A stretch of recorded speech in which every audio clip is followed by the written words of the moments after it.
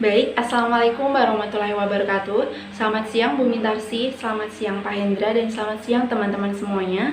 Kami dari kelompok 8 Manajemen PAUD Non-Formal izinkan untuk mempresentasikan hasil kelompok kami. Sebelumnya, perkenalkan anggota dari kelompok 8 yang pertama, yaitu Alivia Nirmala dengan NIM 002 sebagai pemateri kedua.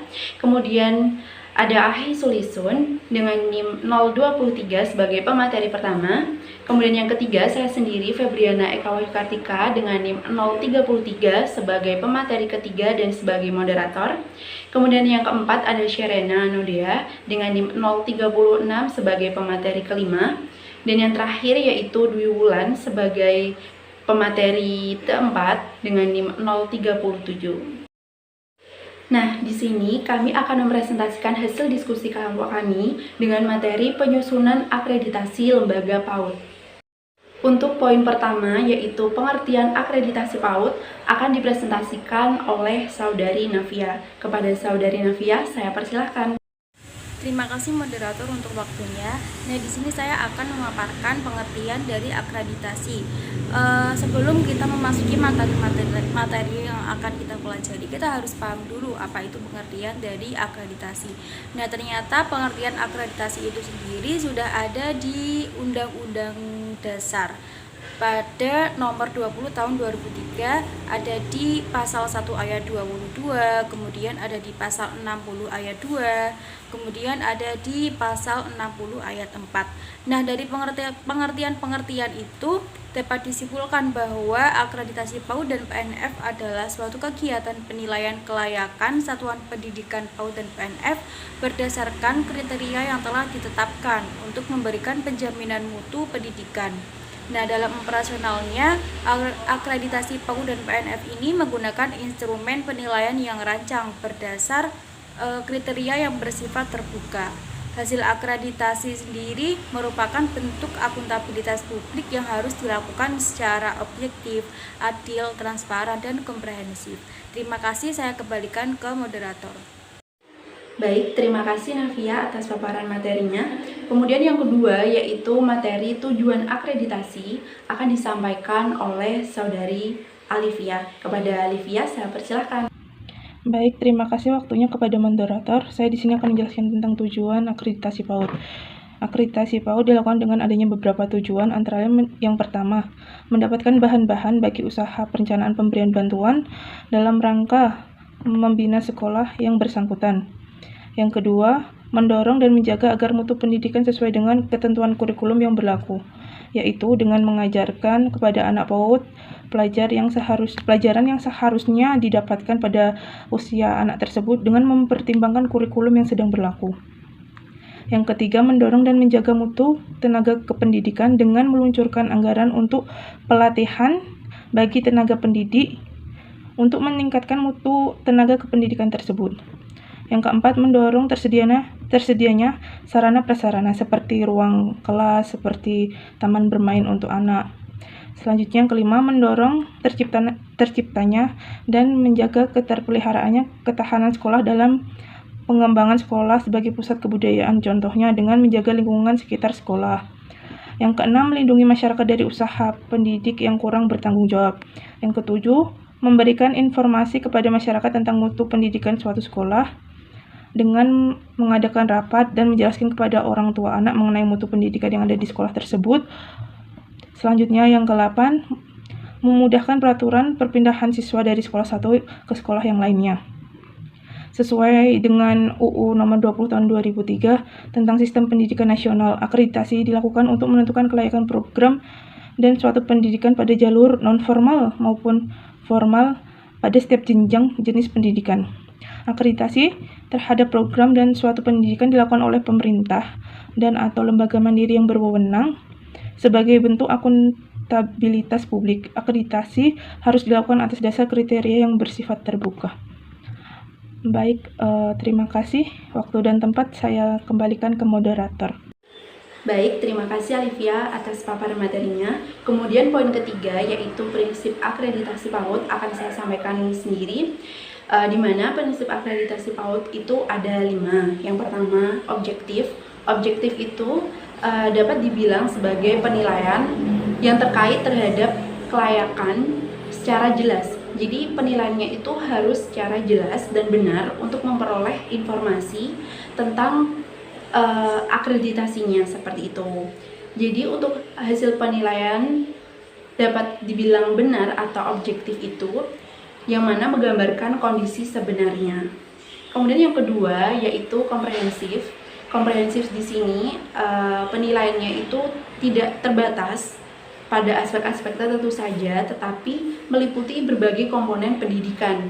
Jadi bersifat menyeluruh seperti itu. Kemudian yang ketiga yaitu adil. Adil di sini dapat dibilang sebagai perlakuannya itu tidak membeda-bedakan. Jadi dalam penyusunan akreditasi itu tidak ada yang namanya pembedaan antara PAUD yang masih swasta ataupun PAUD yang sudah di bawah naungan pemerintah yang negeri seperti itu. Kemudian yang keempat yaitu prinsip transparan. Transparan di sini berarti akreditasi PAUD itu sesuai dengan kriteria, mekanisme kerja, jadwal yang disampaikan secara terbuka, jadi tidak ada yang ditutup-tutupin. Kemudian yang kelima yaitu prinsip akuntabel. Akuntabel di sini yang berarti dapat dipertanggungjawabkan. Jadi nanti waktu penyusunan akreditasinya itu dapat dipertanggungjawabkan dari sisi penilaian manapun. Seperti itu. Jadi dalam penyusunan akreditasi harus memperhatikan kelima prinsip ini sehingga penyusunan dapat secara maksimal. Oke, selanjutnya yaitu poin keempat, yaitu standar akreditasi yang akan dijelaskan oleh saudari Wulan. Kepada Wulan, saya persilakan. Terima kasih kepada moderator. Di sini saya akan melanjutkan penjelasan materi selanjutnya, yaitu mengenai standar akreditasi. Jadi terdapat 8 standar akreditasi yang digunakan untuk melakukan akreditasi lembaga PAUD. Yang pertama adalah standar tingkat pencapaian perkembangan anak. Standar tingkat pencapaian perkembangan anak adalah tingkat pencapaian perkembangan sebagai aktualisasi potensi aspek perkembangan anak sesuai dengan tahap perkembangannya masing-masing. Pencapaian perkembangan anak dilihat dari 6 aspek, yaitu nilai agama dan moral, fisik motorik, kognitif, bahasa, sosial emosional, dan seni. Selanjutnya, standar isi. Standar isi adalah kriteria mengenai ruang lingkup materi dan tingkat kompetensi untuk mencapai kompetensi lulusan pada jenjang dan jenis pendidikan tertentu. Standar ini mencakup kurikulum. Yang ketiga ada standar proses. Standar proses adalah kriteria mengenai pelaksanaan pembelajaran pada satuan pendidikan untuk mencapai standar kompetensi lulusan. Standar proses terdiri dari program semester, rencana pelaksanaan pembelajaran mingguan, rencana pelaksanaan pembelajaran harian, program holistik integratif, keterlibatan orang tua, pengawasan pembelajaran, kemudian juga dapat melalui dokumen supervisi dan dokumen aktivitas. Standar yang keempat yaitu standar pendidik dan tenaga kependidikan. Standar pendidik dan tenaga kependidikan adalah kriteria mengenai kelayakan kualifikasi dan kompetensi yang relevan dari pendidik dan tenaga kependidikan. Yang kelima ada standar sarana dan prasarana. Standar sarana dan prasarana adalah kriteria mengenai ruang belajar serta sumber belajar lain yang diperlukan untuk menunjang proses pembelajaran termasuk penggunaan teknologi informasi dan komunikasi. Standar yang keenam yaitu standar pengelolaan. Standar pengelolaan adalah kriteria mengenai perencanaan, pelaksanaan, dan pengawasan kegiatan pendidikan agar tercapai efisiensi dan efektivitas penyelenggaraan pendidikan. Yang ketujuh ada standar pembiayaan. Komponen pembiayaan meliputi biaya operasional dan biaya personal. Biaya personal di sini digunakan untuk gaji pendidik dan tenaga kependidikan serta tunjangan yang melekat. Kemudian juga penyelenggaraan program pembelajaran, pengadaan dan pemeliharaan sarana dan prasarana, serta pengembangan SDM. Sedangkan biaya personal meliputi biaya pendidikan yang dikeluarkan untuk anak dalam mengikuti proses pembelajaran. Dan yang terakhir adalah standar penilaian. Standar penilaian pendidikan adalah kriteria mengenai mekanisme, prosedur, dan instrumen penilaian hasil belajar peserta didik. Ruang lingkup penilaian terdiri dari penilaian perkembangan anak, teknik penilaian, dan laporan perkembangan anak. Sekian, terima kasih. Saya kembalikan ke moderator. Baik, terima kasih Wulan atas penyampaian materinya. Kemudian poin yang terakhir itu adalah proses akreditasi yang akan dijelaskan oleh saudari Sharon. Kepada Sharon, saya persilakan. Moderator atas waktu dan tempat. Selanjutnya saya akan menjelaskan proses penyusunan akreditasi PAUD. Akreditasi PAUD dan PNF adalah suatu kegiatan penilaian kelayakan program dan satuan PAUD dan PNF berdasarkan kriteria yang telah ditetapkan untuk memberikan penjaminan mutu pendidikan. Tahapan akreditasi terdiri dari penjaminan akreditasi, pemeriksaan kelas awal, tes asesmen, visitasi, validasi dan verifikasi, penetapan status akreditasi, dan penerbitan sertifikat akreditasi. Dan yang terakhir adalah permohonan akreditasi. Nah, di sini kita mengetahui 3 hal yang penting dalam penyusunan akreditasi. Di antaranya adalah tes asesmen, visitasi, dan validasi. Yang pertama kita akan membahas mengenai tes asesmen atau penilaian akreditasi. Tes asesmen adalah kegiatan menilai dokumen permohonan akreditasi dengan memperlihatkan aspek keberadaan, kesesuaian, dan kelengkapan dengan mengacu rubrik penilaian akreditasi PAUD, LKP, PKBM, BEM PAUD, dan PNF. Badan Akreditasi Provinsi Pendidikan Anak Usia Dini dan Pendidikan Non-Formal, BAP PAUD dan PNF, menyelenggarakan kegiatan tes asesmen di provinsi masing-masing. Asesor tes asesmen diusulkan oleh BAP PAUD dan PNF, yang ditetapkan oleh BEM PAUD dan PNF dengan surat keputusan tertentu. Nah, yang kedua adalah visitasi akreditasi, atau bahasa Inggrisnya adalah Site Visit Evaluation. Adalah lakukan verifikasi data akreditasi di lapangan dengan menganalisis aspek keberadaan, kesesuaian, dan kelengkapan penggunaan aplikasi akreditasi 2017 dengan mengacu rubrik penilaian akreditasi PAUD, LKP, PKBM, BEM PAUD, dan PNF. Dan yang terakhir adalah validasi dan verifikasi.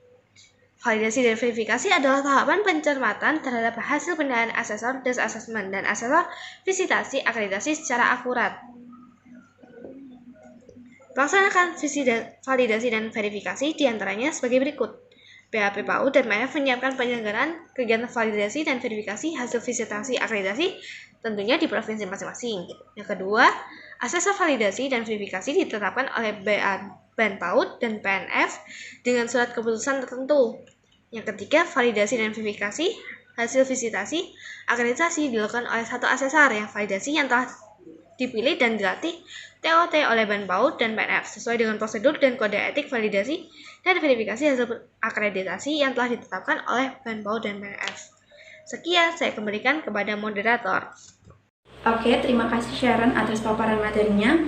Selanjutnya yaitu kesimpulan yang akan saya bacakan sendiri.